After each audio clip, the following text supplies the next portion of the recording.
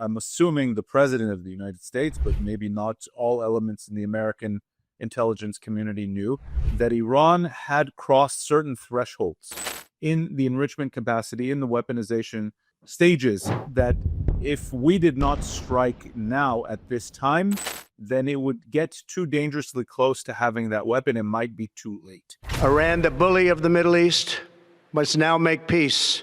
If they do not, future attacks will be far greater and a lot easier. Iran had amassed enough 60% enriched material for 9 nuclear warheads. Iran was at its weakest point ever from the point of view of its regional axis of radical proxies. It had lost Hezbollah, it has lost Hamas, it lost the Assad regime, and it had shown itself in the October and the April attacks against Israel's retaliation, to be extremely ineffective militarily. What Iran wanted to achieve was a sort of insurance policy for its regime, and an insurance policy, an umbrella, so to speak, for its malign behavior in the region, because once Iran achieves a nuclear weapon, nobody's going to push back against it. It's going to be able to back any proxy group in the region. If Iran ceases to bomb Israeli civilian targets, then Israel can conclude this operation. As far as Israel is concerned, it's over.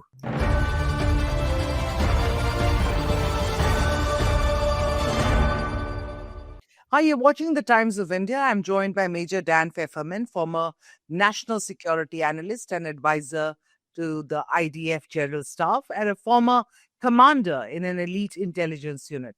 Now he's an author, a researcher on Israel, an expert in Middle East politics, military, and foreign affairs. Welcome to the show, Mr. Feferman. Let's start with the American bombing of Iran. That's like the biggest headline that has grabbed us over this weekend. Has this put Iran and US on a point of no return now? I think, first of all, I think it's a tremendous development. And it actually puts this conflict on a path to de-escalation. I think the world has long been overly focused on listening to Iran and its words at face value, when Iran has done nothing but lie to the international community for the past 40 years since the Islamic regime took over. The Islamic regime in Iran regularly calls for and acts for what it says, death to America, death to Israel. And so Iran has been waging a shadow war. It's been working through proxies that allow it deniability. It's been against Israel, against other Western allies in the region, against moderates in the Middle East and beyond. It funds various elements of radical Islam, not just in the Middle East, but around the world, in North Africa, in the West. And it trains and arms different kinds of proxy groups.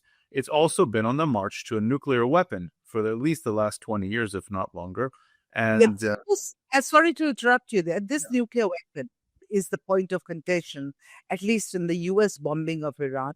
And, there were these conversations. That is what Netanyahu also said, that Iran cannot have a nuclear weapon. That's something that the US president also said. And that was the reason why Israel attacked Iran. And then, of course, the US bombed the 3 nuclear sites that we're not talking about. There are many Islamic nations, and including Russia. Russia's Putin today called it an unprovoked aggression. They call this unprovoked. They say that, the nuclear program, Iran, of course, claims that the nuclear program was peaceful. What is it that Israel and the US knew, which all these nations which are standing by Iran today, including Vladimir Putin, what is it that they don't know about Iran's nuclear program? Well, I don't know if it's what they know or don't know. It's what they wish to acknowledge or not acknowledge. Iran is a dangerous power.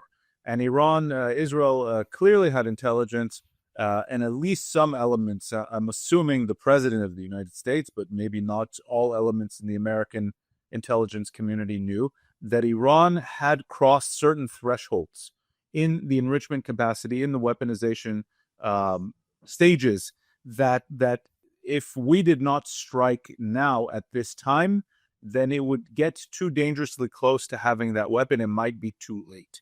We have to take into account, though, something else. So on the one hand, we talk about the stages of what Iran had achieved in its nuclearization, right? Its path to nuclear weapons. And when we talk about that, we have to talk about 3 elements.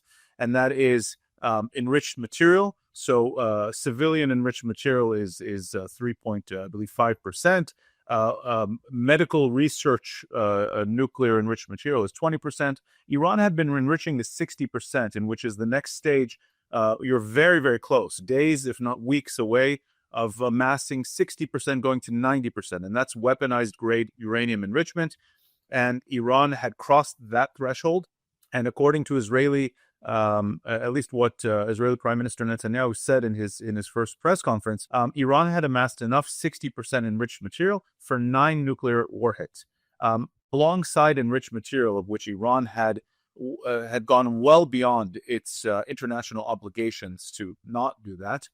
You have to talk about ballistic missiles, of which Iran had amassed an arsenal of some 3,000 ballistic missiles capable of reaching certainly anywhere in the Middle East, India, and most of Europe as well. And it was on path to achieving the missile capacity to shoot at the United States as well. That's part of the timing that we also heard from the White House about why the United States joined in. The third aspect is something we call weaponization.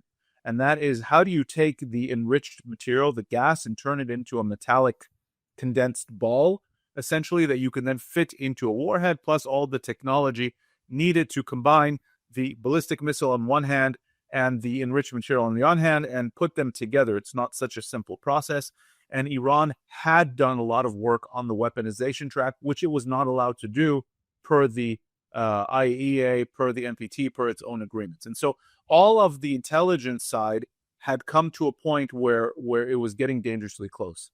On the other hand, I just want to add, on the other hand, you had something very important happen regionally and strategically, and that is Iran was at its weakest point ever from the point of view of its regional axis of radical proxies.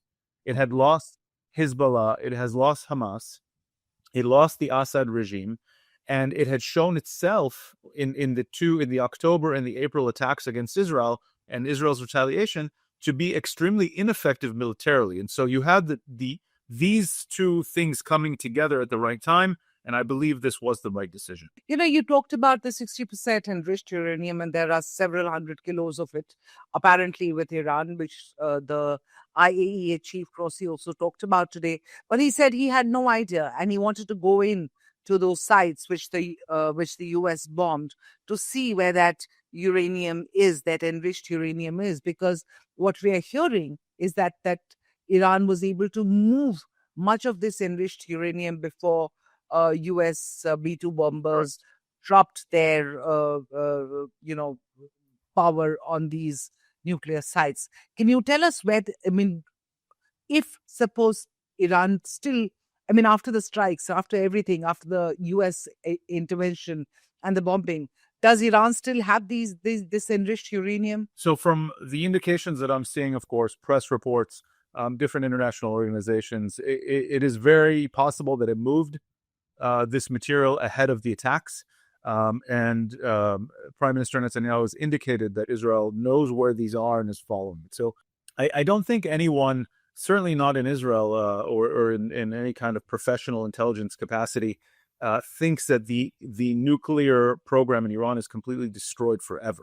That was never, whenever intelligence agencies or strategists or think tanks around the world have been discussing how to deal with Iran's nuclear program, there was always a debate between the diplomatic track and the military track. And it was always clear, no matter how strong the military capacity of even the United States, cannot end a nuclear program, especially with Iran. Iran has the know-how. Iran has the scientists. Iran has years and years of research. It's not reliant, unlike, for example, Syria, which was reliant on the North Koreans, or Libya, which was reliant on other countries to achieve this capacity. So what you're doing is essentially you're pushing it back. That's really the best you can do, because Iran refused to come to the table in good faith and actually negotiate an end to its nuclear program, which nobody in the world trusted. So what you're doing is essentially setting it back. Two questions. One, Iran claims that it was on the negotiating table. It's first Israel and then US, which blew up diplomacy. That's their foreign minister, quote unquote. That's one.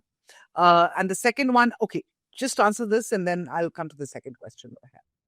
I mean, if we're talking in a literal sense, yes, that's actually exactly what happened. If you're talking, however, if negotiations are actually meant to put an end to Iran's nuclear program, certainly anything related to weapon nuclear program, having enrichment capacity inside Iran, having a ballistic missile program, its support for proxies all over the Middle East and beyond, what was the point of these negotiations? Iran did not come to the table in good faith. It had been clear to all Western and Middle Eastern intelligence agencies, all of the moderate powers in the Middle East. I'm talking about the Gulf states, the Saudis and the Emiratis and others, fully understood that Iran was just buying time and not actually abiding by these agreements, and it didn't seem to have any good intention, in good faith, to actually reach a reasonable, verifiable end to all of these malicious programs. It was just buying time and pushing off a nuclear attack. My sense as an analyst here, is that what Iran wanted to achieve was a sort of insurance policy for its regime, and an insurance policy, an umbrella, so to speak, for its malign behavior in the region. Because once Iran achieves a nuclear weapon, nobody's going to push back against it. It's going to be able to back any proxy group in the region.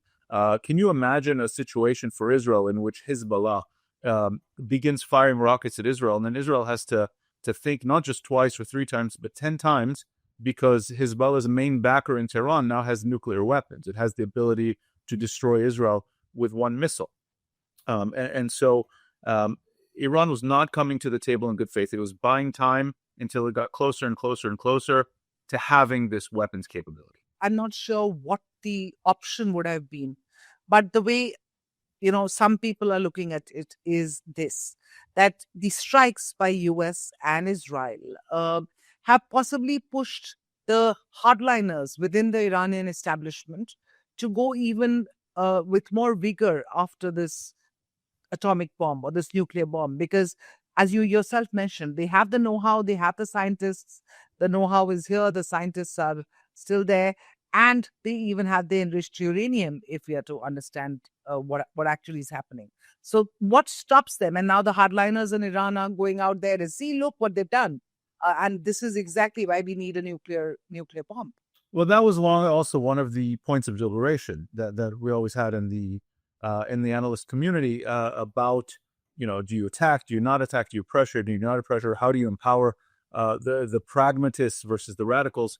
And what's become clear is that there's no moderates in the Iranian regime, and it's not really clear that the pragmatists have any power. If the so-called pragmatic regime is marching towards nuclear weapons capability, then what do we expect the radicals to do?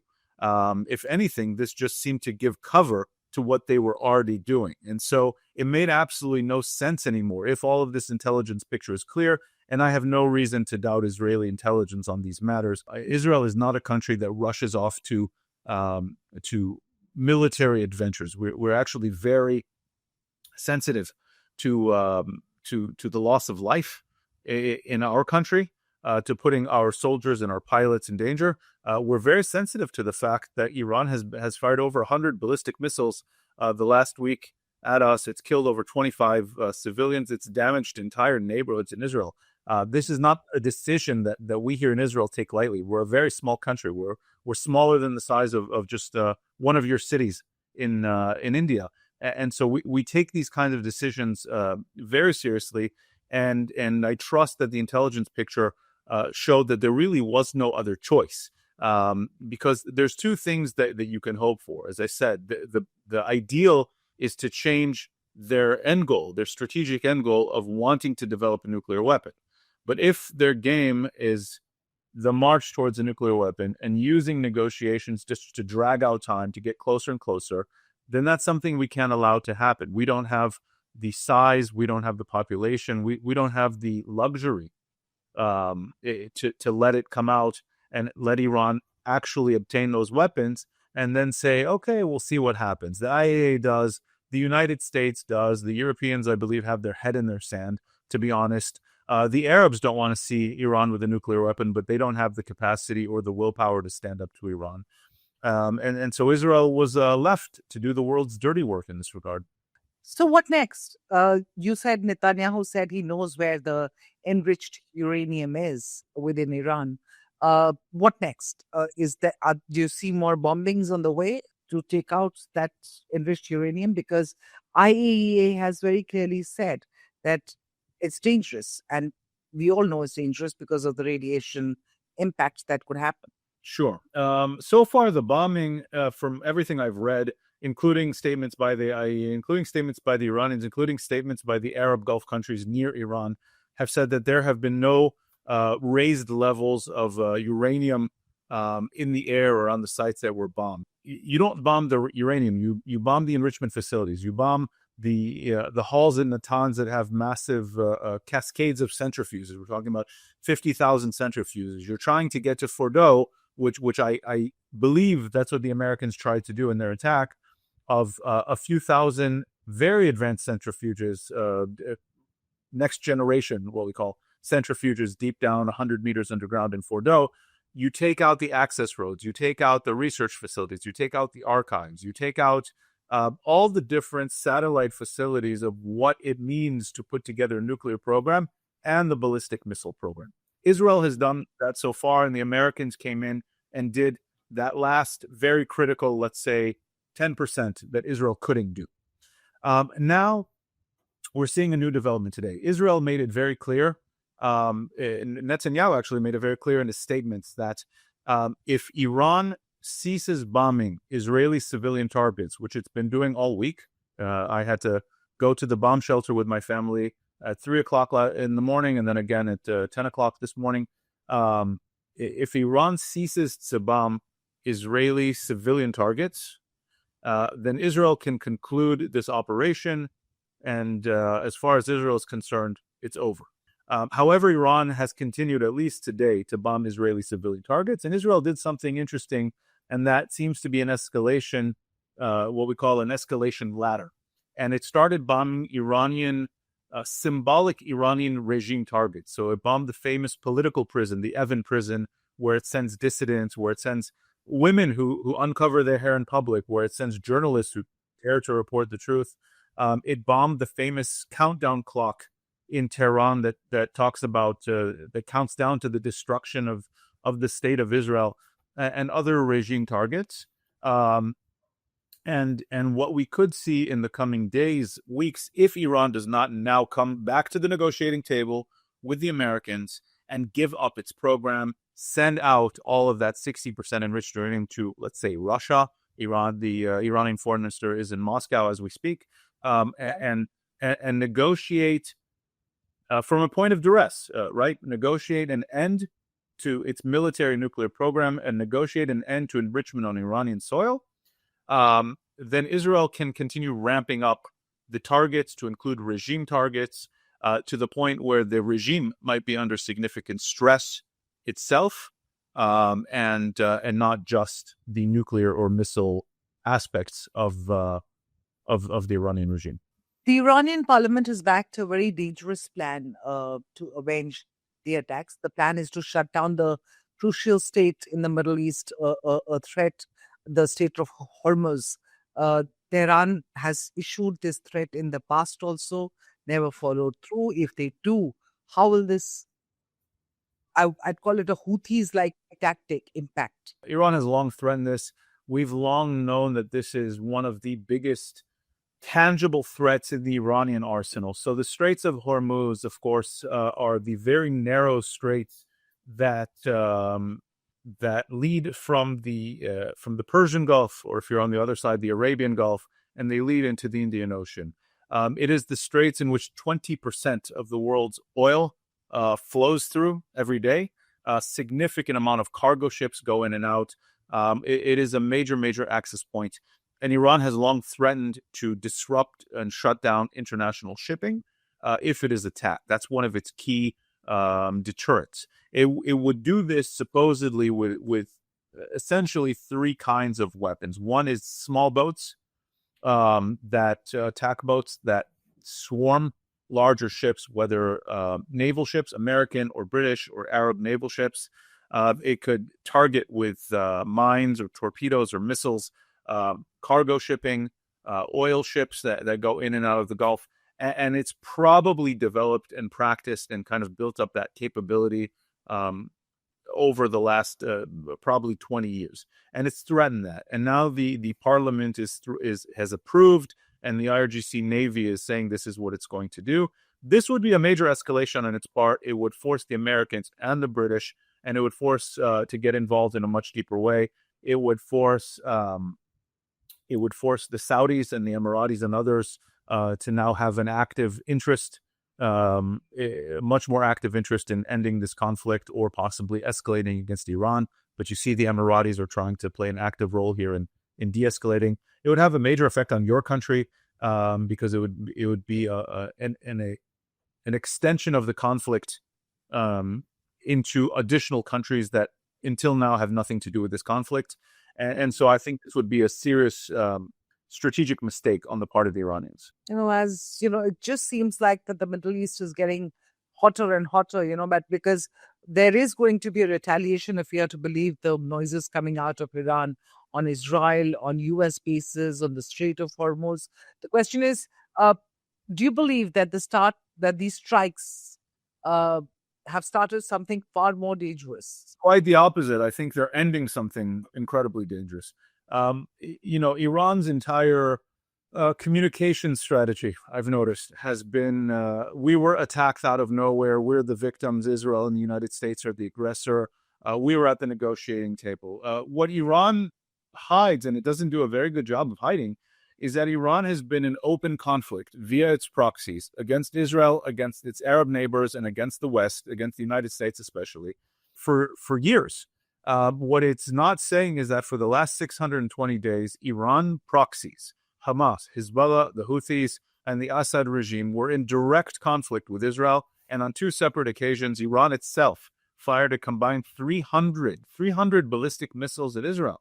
And so the only shocking thing to me here is that Iran has the audacity to claim that this is an escalation. It's been waging war on Israel and different American allies openly for the last 600 days. Really, the shocking thing is so many people believe the Iranian talking points that this escalation came out of nowhere. Iran is weaker than it has ever been strategically. Its proxy armies have been defeated and degraded over the last, let's say, 400 days. Iran itself has shown that its military power is next to useless, beyond being a nuisance to its surrounding neighbors, and firing now. Okay, it fired some damaging missiles at Israel, but that's not a strategic threat. There's not much more that Iran can escalate at this point. And so saying that this is an escalation, saying that this is going to lead to World War III is just Iranian bluster, trying to scare the world into stopping this successful attacks on Iran, these attacks that are putting Iran in its place once and for all. And what you're actually seeing over the last year and so is we're on the verge of a Middle East 2.0, a Middle East, an Abraham Accords 2.0, in which Iran's proxies, Iran itself, are so weakened. The moderates in the Middle East have never been stronger economically, and